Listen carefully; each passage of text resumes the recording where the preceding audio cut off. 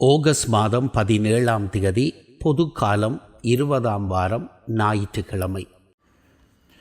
அன்புக்குரியவர்களே, வட அமெரிக்காவில் உள்ள அரிசோனா பாலைவனத்தில் அறிவியலாளர்களின் உதவியோடு அரசு ஓர் முயற்சியை மேற்கொண்டது.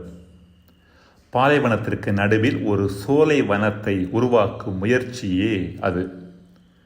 பயோஸ்பியர் 2 என்று அந்த முயற்சிக்கு பெயரிடப்பட்டது. பல ஏக்கர் நிலங்களை உள்ளடக்கிய பகுதியில் இருந்த பாலைவன மணல் அகற்றப்பட்டு வளமான மண் போடப்பட்டது. தேவையான நீரும் கொண்டு வருவதற்கான ஏற்பாடு செய்யப்பட்டது. அவ்விடத்தை சுற்றி இரும்பாலும் கண்ணாடியாலுமான சுற்றுச்சுவர் எழுப்பப்பட்டது. உள்ளே வளர்க்கப்படும் தாவரங்களை பாலைவன காற்றும் வெப்பமும் தாக்கிவிடாதிருப்பதற்கான முன்னேற்பாடு இது. அப்பகுதி முழுவதும் மரக்கன்றுகள் நடப்பட்டன. மிகவும் செழுமையாகவும் வளமையாகவும் மரங்கள் வளர ஆரம்பித்தன. எனினும் அறிவியலாளர்களை சங்கடமடைய வைத்த ஒரு நிகழ்வு என்னவெனில், மரங்கள் ஒரு குறிப்பிட்ட உயரத்திற்கு வளர்ந்தவுடன் தாமாகவே சாய்ந்து விழ ஆரம்பித்தன என்பதுதான். மரத்தின் வேர்கள் மண்ணின் மேல் பகுதியிலேயே பாய்ந்தோடி இருந்ததன் காரணமாக மரங்கள் கீழே சாய்ந்தன என்பதை அவர்கள் புரிந்து கொண்டனர். எனினும் வளமான மண் போடப்பட்டு தேவையான நீரை பாய்ச்சி வளர்க்கப்பட்ட மரங்கள் பூமியின் ஆழத்திற்குள் தங்களது வேர்களை பாய்ச்சாதது ஏன் என்ற கேள்விக்கு அவர்களால் எளிதில் பதிலை கண்டுபிடிக்க முடியவில்லை. இறுதியில் பல்வேறுபட்ட முயற்சிகளுக்கு பின்பு அப்பதிலை கண்டுபிடித்தனர். சுற்றிலும் இருந்த சுற்றுச்சுவரே அதற்கான காரணம் என்று அறிய வந்தனர். ஒரு குறிப்பிட்ட உயரம் வரை பாலைவனத்தில் இருந்து வந்த காற்றால் பாதிக்கப்படாமல் வளர்க்கப்பட்ட மரங்கள் காற்றினால் அசைக்கப்படவில்லை. எனவே தங்களை நிலைநிறுத்திக் கொள்ள வேண்டிய அவசியம் இல்லாததால் வேர்களை பூமியின் ஆழத்திற்குள் எடுத்துச் செல்லவில்லை. மரங்கள் காற்றினால் அசைக்கப்படுகின்ற பொழுது மட்டுமே தங்களை நிலைநிறுத்திக் கொள்வதற்காக பூமியின் ஆழத்திற்குள் தங்கள் வேர்களை பாய்ச்சுகின்றன என்பது ஓர் அறிவியல் உண்மை. மரங்கள் சுற்றுச்சுவரை தாண்டி வளர்ந்த போது வேகமாக அடித்த காற்றை எதிர்கொள்வதற்கான பலம் இல்லாததால் கீழே விழ ஆரம்பித்தன. வசதிகளும் குறுகிய மனநிலைகளும் நமக்கு பாதுகாப்பை கொடுப்பதாக நாம் நினைக்கலாம். ஆனால் அவை நம் வாழ்வை ஆழப்படுத்துவதில்லை. நம் வாழ்வை ஆழப்படுத்துகின்ற சக்தி துன்பங்களுக்கும் போராட்டங்களுக்கும் மட்டுமே உண்டு. நாம் சந்திக்கின்ற துன்பங்களின் உதவியோடு வாழ்வின் ஆழத்திற்குள் பயணிக்கின்ற பொழுது மட்டுமே எல்லா நேரங்களிலும் அமைதியாகவும் மகிழ்வாகவும் இருக்கும் வரம் நமக்கு கிடைக்கின்றது. முதல் வாசகம் இறைவாக்கினர் எரேமியா நூலிலிருந்து வாசகம். அதிகாரம் 38, இறைவசனங்கள் 4 முதல் 6 மற்றும் 8 முதல் 10 முடிய. அந்நாட்களில் தலைவர்கள் அரசனை பார்த்து, இம்மனிதன் கண்டிப்பாய் சாக வேண்டும், ஏனெனில் இவன் இவ்வாறு பேசி இந்நகரில் எஞ்சியுள்ள போர் வீரர்களையும் மக்கள் அனைவரையும் மனம் தளரச் செய்து வருகிறான். இந்த ஆள் இம்மக்களின் அழிவை தேடுகிறானே அன்றி நலனை தேடுவதில்லை என்றார்கள். அதற்கு அரசன் செதேக்கியா, நன்று, அவனை உங்களிடமே கையளிக்கிறேன், ஏனெனில் உங்களை பகைத்து கொண்டு அரசனால் எதுவும் செய்ய இயலாதே என்றான். எனவே அவர்கள் எரேமியாவை பிடித்து காவல் கூடத்தில் அரச மகள் மல்கியாவுக்கு சொந்தமான பாழ்கிணற்றுக்குள் கயிற்றில் கட்டி அவரை கீழே இறக்கிவிட்டார்கள். அக்கிணற்றில் தண்ணீர் இல்லை, சேறு மட்டுமே இருந்தது.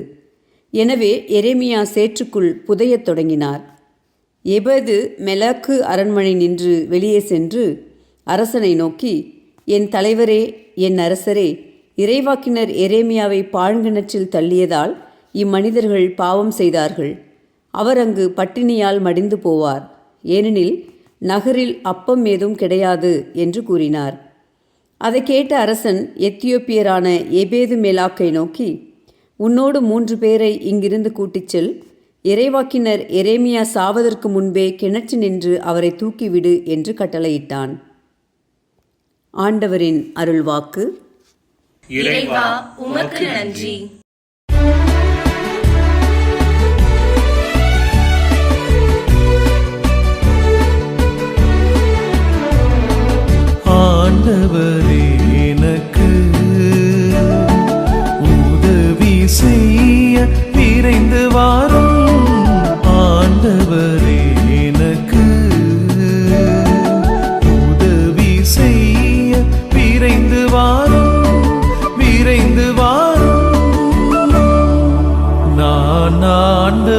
அவருக்காக பொறுமையுடன் காத்திருந்தேன். அவரும் என் பக்கம் சாய்ந்து எனது மன்றாட்டை கேட்டருளினார். ஆண்டவரே, எனக்கு உதவி செய்ய விரைந்து வாரும். ஆண்டவரே, எனக்கு உதவி செய்ய விரைந்து வாரும், விரைந்து வாரும். அழிவின் குழியிலிருந்து என்னை அவர் வெளிக்கொணர்ந்தார். சேறு நிறைந்த பள்ளத்தினின்று தூக்கி எடுத்தார். கற்பாறையின் மேல் நான் காலூன்றி நிற்க செய்தார். என் காலடிகளை உறுதிப்படுத்தினார். ஆண்டவரே, எனக்கு உதவி செய்ய விரைந்து வாரும். ஆண்டவரே, எனக்கு உதவி செய்ய விரைந்து வாரும், விரைந்து வாரும். புதியதொரு பாடலை, நம் கடவுளை புகழும் பாடலை என் நாவினின்று எழச் செய்தார்.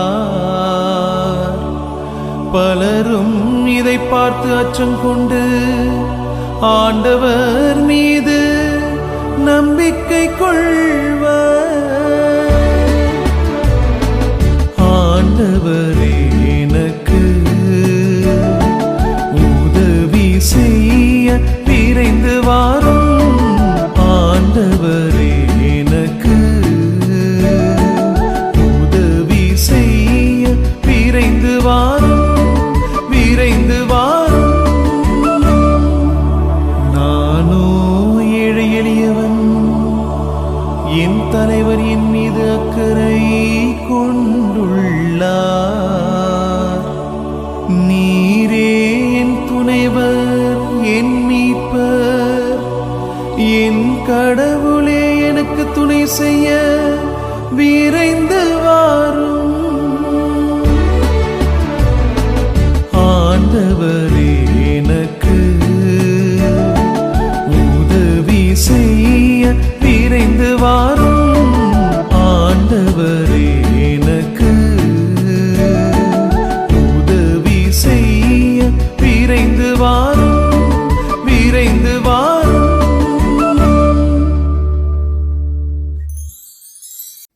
இரண்டாம் வாசகம். எபிரேயருக்கு எழுதப்பட்ட திருமுகத்தில் இருந்து வாசகம். அதிகாரம் 12. இறை வார்த்தைகள் 1-4 முடிய. சகோதரர் சகோதரிகளே, திரண்டு வரும் மேகம் போல் இத்தனை சாட்சிகள் நம்மை சூழ்ந்து நிற்க, எந்த சுமையையும் நம்மை பற்றி கொண்டிருக்கும் எந்த பாவத்தையும் உதறி தள்ளிவிட்டு நமக்கு குறிப்பிட்டுள்ள பந்தயத்தில் மன உறுதியோடு ஓடுவோமாக. நம்பிக்கையை தொடங்கி வழிநடத்துபவரும் அதை நிறைவு செய்பவருமான இயேசுவின் மீது கண்களை பதிய வைப்போம். அவர் தாம் அடைய இருந்த மகிழ்ச்சியின் பொருட்டு இழிவையும் பொருட்படுத்தாமல் சிலுவையை ஏற்றுக்கொண்டார்.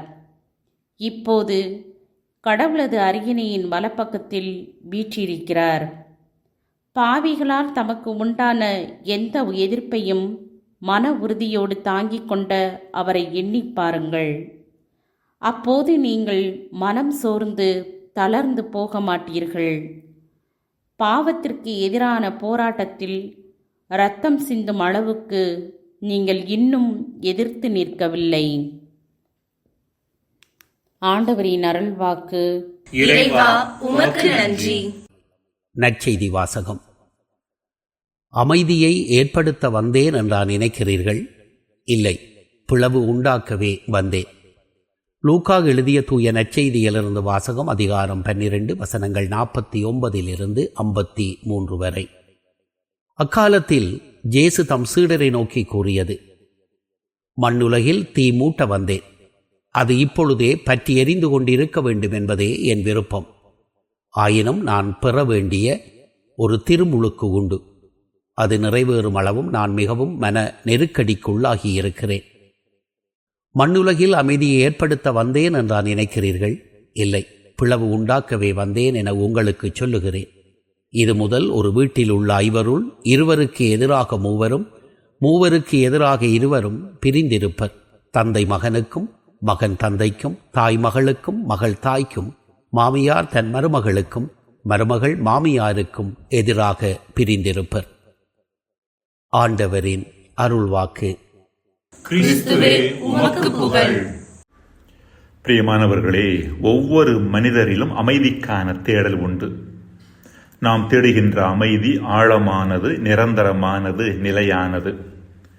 இத்தகைய நிலையான நிரந்தரமான அமைதியை கண்டுகொள்வது எளிதானது அல்ல. அதற்கு நிறைய முயற்சியும் சுய விழிப்புணர்வும் அக ஆழத்திற்குள்ளே செல்ல வேண்டிய தன்மையும் தேவைப்படுகின்றன. உண்மையான அமைதிக்கான இத்தகைய விலையை நம்மில் பலர் கொடுக்க விரும்பாதன் காரணமாக ஒரு மேலோட்டமான போலித்தனமான அமைதிக்கு நம்மை ஆட்படுத்தி கொண்டு அதிலேயே லயித்து நம் வாழ்வை நகர்த்திவிட முயற்சி செய்கின்றோம். போலித்தனமான மேலோட்டமான அமைதி என்பது நம்மை சுற்றியுள்ள எந்த தீமையையும் கண்டுகொள்ளாமல் அவற்றோடு சமரசம் செய்து கொள்வதாலும், வாழ்வின் வசதிகளை கூட்டிக் கொள்வதாலும், நமக்கேன் வம்பு என்று ஒதுங்கி நம்மை ஒரு குறுகிய வட்டத்திற்குள் சுருக்கிக் கொள்வதாலும் நம்மில் ஏற்படுவதாகும். இத்தகைய ஒரு நிலைதான் கிமு 6ஆம் நூற்றாண்டில் இஸ்ரேல் மக்கள் மத்தியில் நிலவி வந்தது. செதேக்கியா என்ற அரசன் இஸ்ரேல் மக்களை ஆண்டு வந்த பொழுது அநீதி தலைவிரித்தாடியது. கடவுளின் கட்டளைகள் காற்றில் பறக்க விடப்பட்டன. இறைவனுக்கும் மனிதர்களுக்கும் இடையேயான உறவு பாதாளத்தை நோக்கி பயணித்தது. தீமைகள் அதிகமாகவே கோலோச்சின. எனினும் இம்மோசமான சூழ்நிலையை யாரும் கேள்விக்கு உட்படுத்தியதாக தெரியவில்லை. பெருவாரியான மக்கள் தங்களை ஒரு குறுகிய வட்டத்திற்குள் சுருக்கிக் கொண்டு நமக்கேன் வம்பு என்று ஒதுங்கி இருந்தனர். ஒவ்வொருவரும், முக்கியமாக பணக்காரர்கள், தங்களது வாழ்வை இன்னும் வசதியாக மாற்றிக்கொள்வது எப்படி என்கின்ற சிந்தனையில் மூழ்கி கிடந்தனர். இச்சூழ்நிலையில்தான் எரேமியா மேற்கண்ட நிலைமையை கண்டு மனம் பதறினார். கடவுளின் கட்டளைகளை கண்டுகொள்ளாமல் இருப்பதும் அநீதியில் மூழ்கி கிடப்பதும் சுய அழிவிற்கு மட்டுமல்ல, சமூக அழிவிற்கும் காரணமாகும் என்ற செய்தியை உரக்கச் சொன்னார். தீமையில் மூழ்கிய யூதா நாடு தனது தண்டனையை தன்மீதே வருவித்துக் கொள்ளும் என்றும், அது பாபிலோனியர்களிடம் அடிமையாக மாறுவது உறுதி என்பதையும் எடுத்துரைத்தார். எரேமியாவின் இச்செய்தி தீமையிலும் குறுகிய மனநிலைக்குள்ளும் மூழ்கி போலித்தனமான அமைதியை அனுபவித்தவர்களுக்கு தொந்தரவாக இருந்தது. அவர்களது போலி சுய நிறைவை கேள்விக்குட்படுத்தியது. எரேமியாவின் செய்தியின் பின்னணியில் தங்களை சரி செய்வதை விட்டுவிட்டு எரேமியாவிற்கு எதிராக எழுந்தனர். இதுவே முதல் வாசகத்தின் சாராம்சம். இம்மனிதர் கண்டிப்பாய் சாக வேண்டும், ஏனெனில் இவன் இவ்வாறு பேசி இந்நகரில் எஞ்சியுள்ள போர் வீரர்களையும் மக்கள் அனைவரையும் மனம் தளரச் செய்து வருகின்றான். இந்த ஆள் மக்களின் அழிவை தேடுகின்றானே அன்றி நலனை தேடுவதில்லை என்கின்ற குற்றச்சாட்டை, தவறான குற்றச்சாட்டை எரேமியாவிற்கு எதிராக முன்வைத்தனர். மேலும் அவரை பாழும் கிணற்றில் இறக்கி கொள்ள முயற்சித்தார்கள்.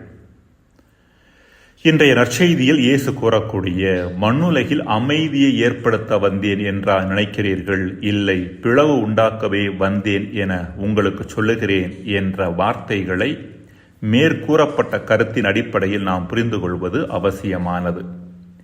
இயேசு எப்போதும் உண்மையான அமைதிக்கு எதிரானவர் அல்ல.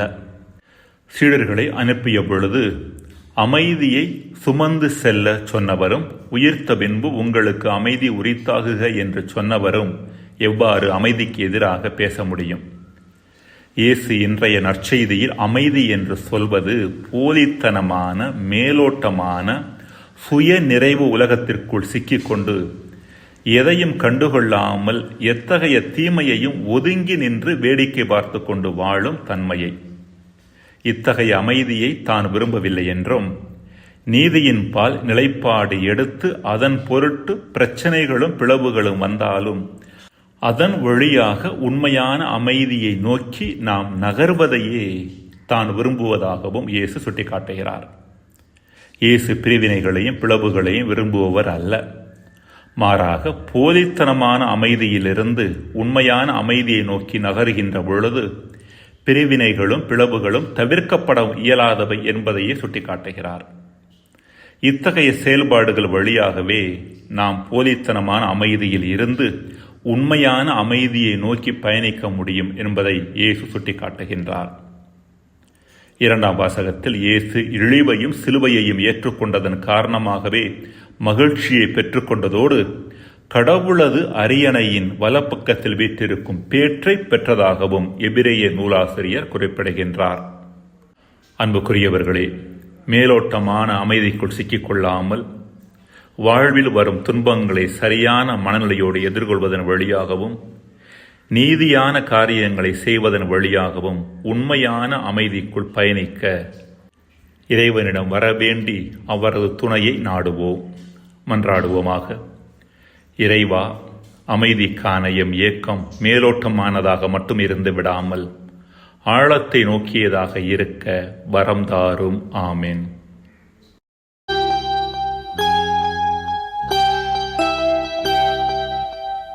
நீதியின் தேவனே வரவேண்டும், நிம்மதியம் வாழ்வில் தர வேண்டும். ஏழைகள் ஆற்றலே நீ என்றோ, அவர்தம் வீழ்ச்சியும் தோல்வி என்றோ. நீதியின் தேவனே வரவேண்டும், நிம்மதியம் வாழ்வில் தர வேண்டும்.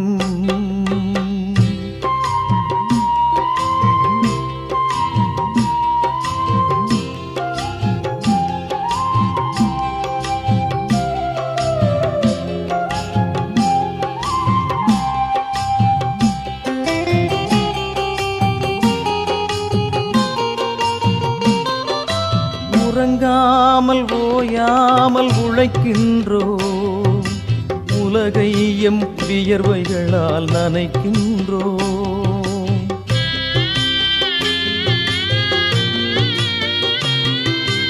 உறங்காமல் ஓயாமல் உழைக்கின்றோ, உலகை எம் வியர்வைகளால் நனைக்கின்றோ.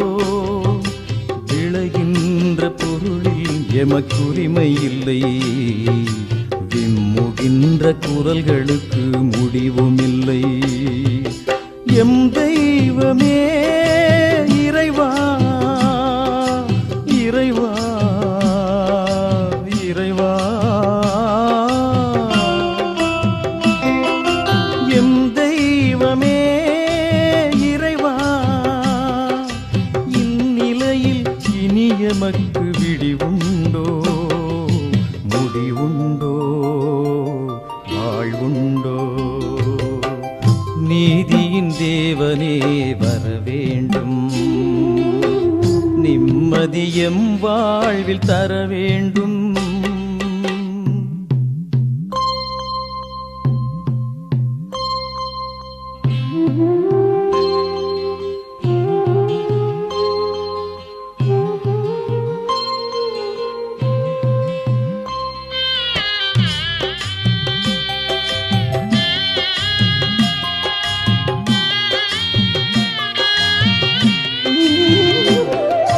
லஞ்சத்தால் வாழ்வை விலை பேசிடுவார், பஞ்சமெனும் சங்கிலியால் பூட்டிடுவார்.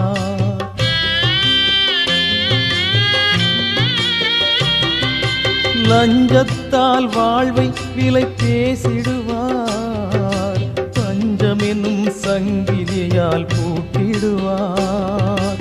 தேவையான பொருளை விலையேற்றிடுவார், ஏழை எங்கள் அழுகையிலே மகிழ்ந்திடுவார். எம் தெய்வமே இறைவா, இறைவா, இறைவா. எம் தெய்வமே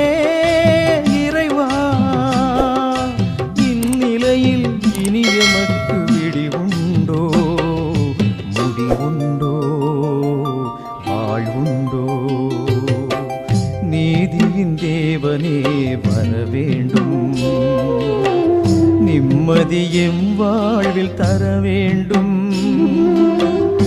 ஏழைகள் ஆற்றலே நீ என்றோ, அவர்தம் வீழ்ச்சி உன் தோல்வி என்றோ.